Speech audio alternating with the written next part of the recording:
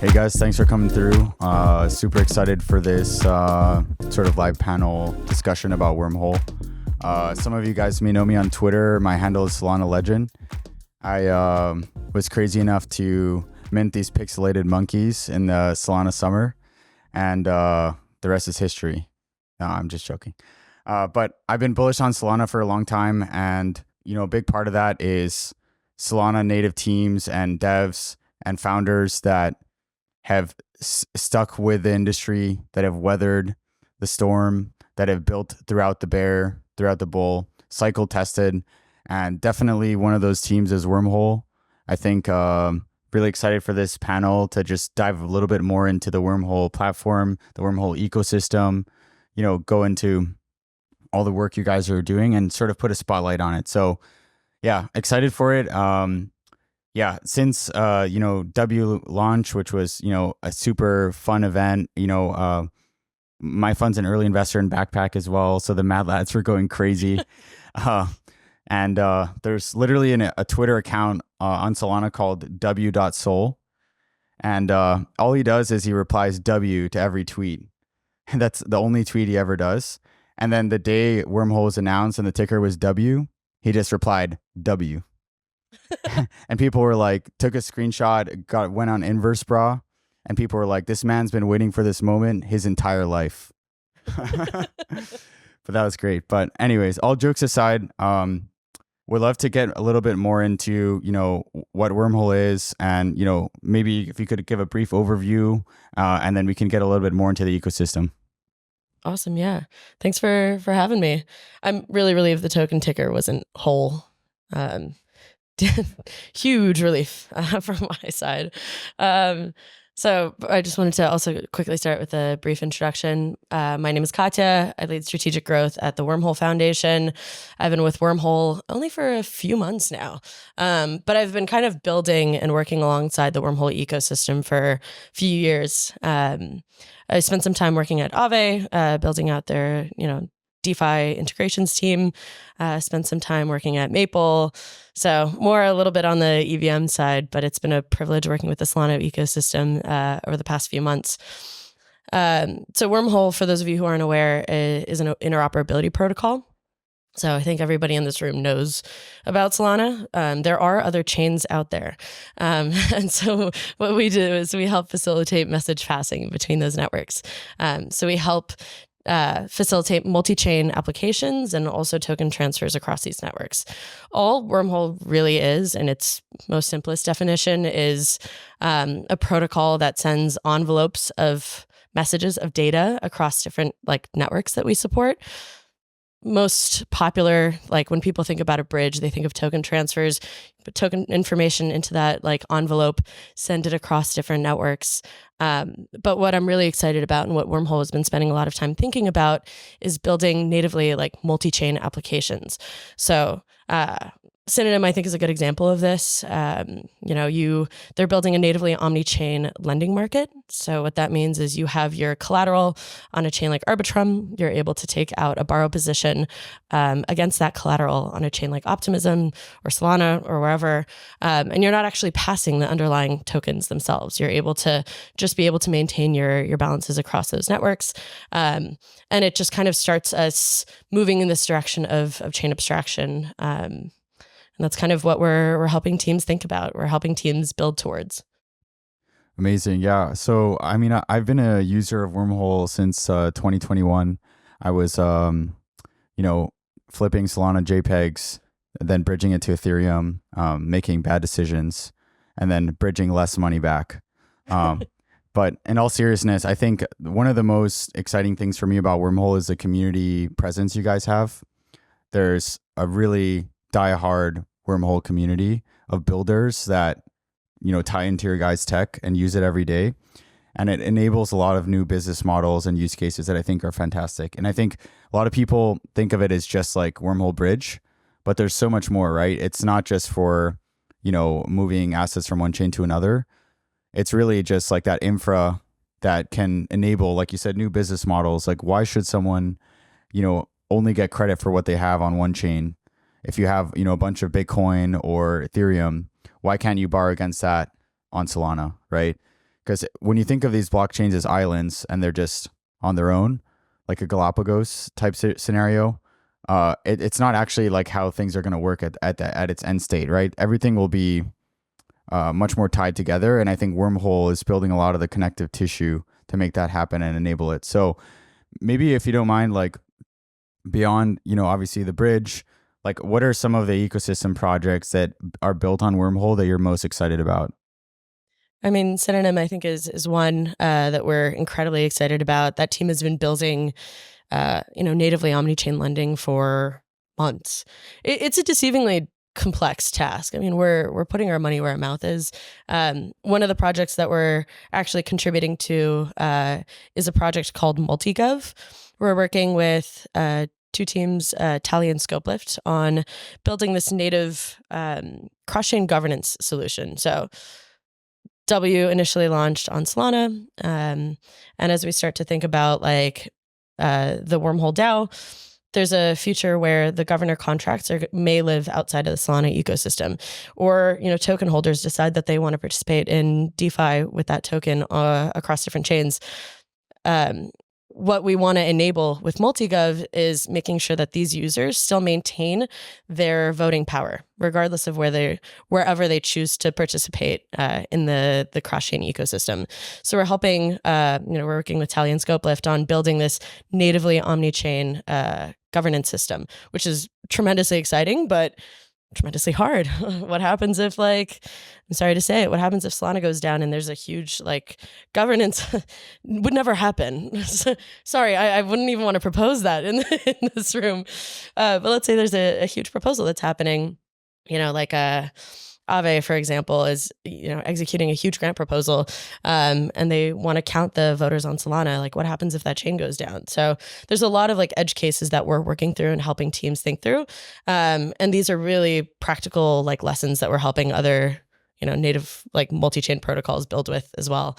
So Synonym is a team that we've been working closely with. We've learned a lot of lessons on cross-chain lending with them. Catalyst also just recently launched cross-chain AMM. They're fantastic. Handful of others, Wombat, Curvance, which we're very excited about, is building with Wormhole. And I'm really proud to say that we're helping them design their systems beyond just setting them free and hoping that they'll figure out the nuances themselves. Yeah, absolutely. And I think, permissionless tech is really like the name of the game. And in crypto, like I see a lot of people building like essentially a worse version of like something that already exists in Web 2. And for me, it's just like the serverless, permissionless nature that really is the magic of crypto. And I think something like Wormhole will always have a place in that because, DeFi, even going back into like the bear market of 2022, most of the like max pain scenarios originated from CeFi. It was, bad lending, bad yield, bad debt, all these sort of like daisy chain of liquidations that happened, starting with Luna, of course. But I think really like DeFi throughout that entire process was just cranking, like smart contracts. The code was just, if it's well written, if it's audited, you can count on it. And I think that's where it wasn't as opaque as some of the CeFi stuff, and people were able to rely on DeFi when CeFi failed them. And in the same way, people use exchanges sometimes to move assets around, but I think Wormhole being decentralized, being permissionless, I think this is really what's exciting. And the fact that anyone can just start building on Wormhole, and the infra is so like accessible, I think this is like a great service to the ecosystem. Oh yeah, I mean, it's like a censorship resistant permissionless product, right? It's out there. There's no one person that can come and turn the off switch off. Especially as we start to see like more regulation happening, more like discussions around censorship. That's something that's discussion at point that's like really near and dear to my heart. Building these like really resilient systems is crucial. Another product that we've recently launched is called Native Token Transfers, NTT for short. It's a permissionless framework that the Wormhole contributors built that allows you to take any token cross-chain. It's got no vendor lock. It's got a ton of safety features. It allows users who build with it to maintain ownership over those contracts and continue to upgrade and build future-proof systems. And it's something that we're incredibly proud of. And it's something we just built some open source code that we would love you to use Wormhole with. But ultimately, we want to work towards building the best tools for builders, regardless of what that looks like. Yeah, absolutely. And I think if there's something the crypto industry excels at is coming up with new and weird use cases that no one could think of. And if you told me a year ago that people would be trading $7 to $8 billion of meme coins of like dogs and cats and celebrities on Solana, I'd tell you there's no way. But that's the way it works, and that's just what happens. Even on Bitcoin, many people thought Bitcoin was like a relatively like low velocity, sort of like unproductive asset, sort of like a store of value. But I think the entire renaissance of the Bitcoin DeFi ecosystem is sort of proving that these things can and do change. And I think also at its end state, you can almost imagine like you have the, immutable, bomb-proof like database that is Bitcoin. And then that's where the asset like provenance lives. But you can have, say wrapped assets or bridged assets trading on a Solana at like a high velocity, right? And I think that's sort of like end state vision that I think is like closer than people realize. And there's already projects, building this. And I'm just excited for more assets to trade in more places. I even heard the other day that there's like now going to be like ordinals and meme coins on Dogecoin. So I'm like, look, it sounds like it's going to be a party, right? It's going to onboard the next billion users. Yeah, that's for sure. For sure. And people are going to be buying a Cybertruck with Dogecoin or a Dogecoin meme coin. It's probably going to happen at some point. Elon's going to tweet about it. So anyways, that's a wild theory. Maybe we look back on this interview and it happens, maybe not. Hey, maybe he'll accept Bonk in the future. Exactly. Yeah, let the people trade wherever they want to. I think Bonk is now available on, well, everywhere that you want Bonk available. Like it's truly permissionless. Let the people trade where they want. Yeah, it's exciting. I mean, I think it's just about giving people like the maximum freedom and control over their assets. And in the past, like being stuck to one chain, it's good, but I think the future by definition is going to be, I don't know how many chains exactly, but it will be multi-chain to an extent, right? Personally, I believe there's a bit of a power law. Like maybe the top 5 chains have like most of the market share if they're clearly sort of like differentiated from each other, similar to operating systems. But I don't know, maybe that's a spicy take. Maybe not so spicy.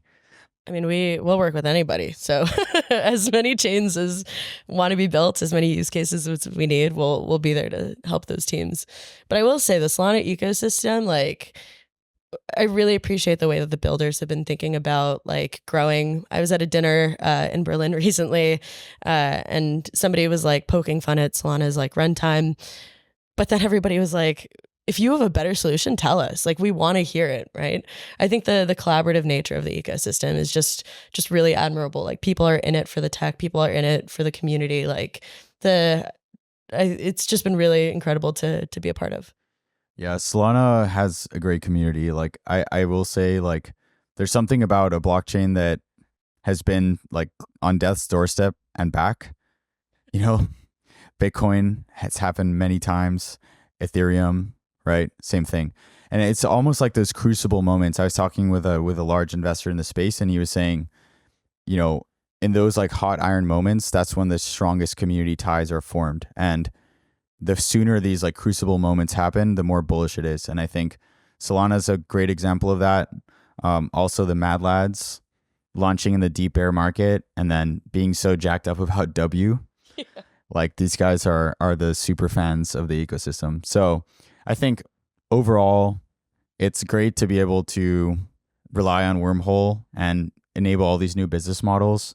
I know people are incredibly excited about the roadmap. They're incredibly excited about the governance aspect and being able to participate and dictate the future of the protocol. And I think overall, it's just good to know that there's like a homegrown interop solution started on Solana, but is now everywhere. Yeah, Solana is always our home. For those of you who don't know, Wormhole was built as a hackathon project to build a bridge between Ethereum and Solana. And we've obviously expanded to 35 plus chains in the past few years. But Solana will always be home. We have very strong emotional connection to the community. Awesome. Thanks, guys. Thanks for coming through. Thank you. That was great.